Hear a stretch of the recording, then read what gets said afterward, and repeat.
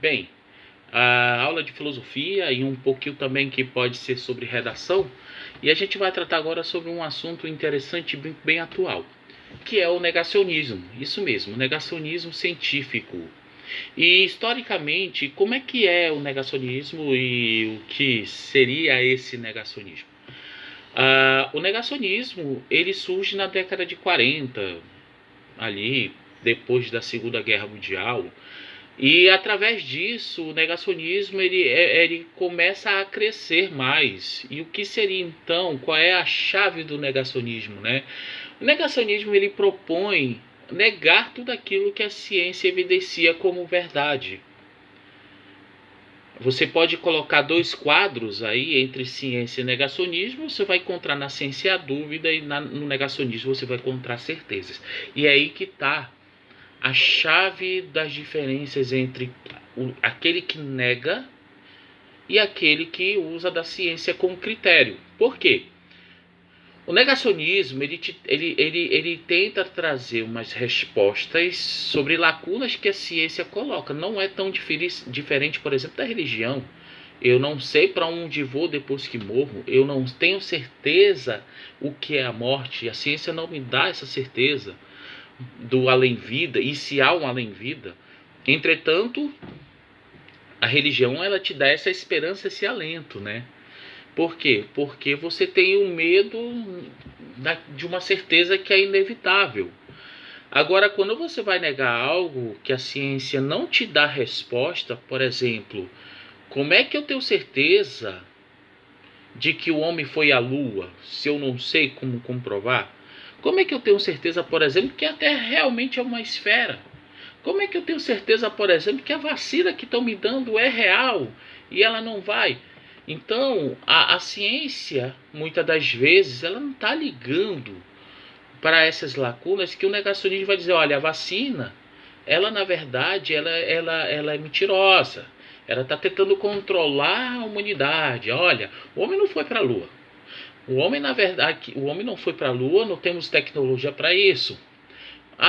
Não houve holocausto. Não houve holocausto. O holocausto foi uma enganação histórica para enganar os trouxas, dizendo que houve uma chacina.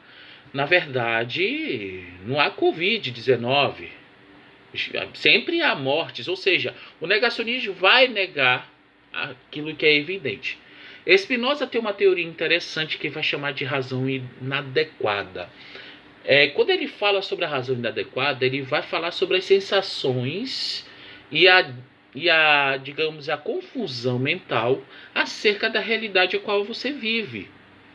Tudo aquilo que você observa ao seu redor, você não consegue extrair dentro do processo da percepção habitual que você encontra da realidade, você não consegue enxergar. É a mesma coisa que dizer que o sol existe, você está vendo o sol. O sol está lá, você enxerga o sol direito, mas você enxerga o sol pela sua percepção de realidade menor do que a Terra. Então a sua visão e percepção daquilo que você está enxergando não condiz com a realidade científica. Por quê? Porque cientificamente é comprovado que o Sol é uma estrela muito maior e só pode ser conhecido quem é o astrônomo. O astrônomo é que vai estudar isso. Então a ciência, muitas das vezes, ela não vai mostrar aquilo que é habitual e casual daquilo que você observa, mas sim daquilo que é estudado empiricamente através do método. Porque a ciência está ligada com a dúvida. É aquilo que Descartes vai dizer, duvida-se de tudo aquilo que você percebe, inclusive do seu próprio pensar. Se eu estou pensando sobre algo, eu tenho que ter dúvidas sobre o que eu estou pensando. E depois eu vou averiguar através do método e duvidar de novo. Até que se chegue à certeza de que é isso mesmo. Porque a ciência ela trabalha com isso. Ela não trabalha com percepções da sensação e daquilo que eu observo, porque isso é o senso comum. Poxa, existem 20 pobres numa favela, só um alcançou a medicina, né? Estudou com seus esforços e alcançou. Mas só que a realidade é que a pessoa vai jogar para esse dizendo, olha, como tem pobre que consegue chegar também aonde quer, para poder distorcer uma realidade social de que a desigualdade social não traz justiça social. De que esses 20 pobres 19 não tiveram oportunidade de ser doutor, sendo que um teve que, Então, a realidade é que não há igualdade. Não há meritocracia. Mas você nega porque a sua percepção sensorial e habitual daquilo que você enxerga, segundo a experiência que você viveu ao seu redor, não alcança a realidade de como todo. Você não está usando a razão de forma correta. Então se nega a vacina, por exemplo, em função daquilo que você não conhece. Você não percebe, como já falaram para mim, por exemplo, que a vacina não pode ser obrigatória. Gente, já é obrigatória faz muito tempo.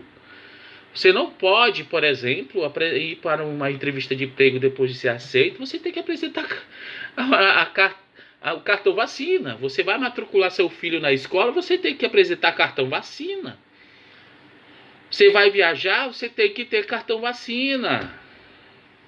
Então, só agora que os conspiradores, porque existem dois processos no negacionismo. O negacionismo, primeiramente, vai trazer o quê? Vai trazer uma linha ideológica. E que linha ideológica é essa? Essa linha ideológica, ela traz um formato político, do tipo, olha, se você está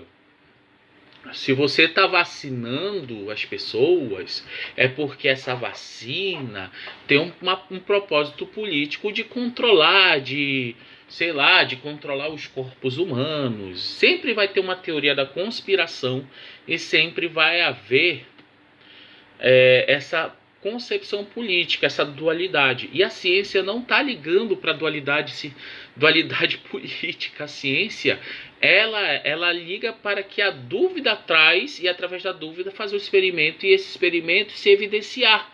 Ao evidenciar, é colocado como verdade, independentemente de ideologia. Ela não está ligando para isso.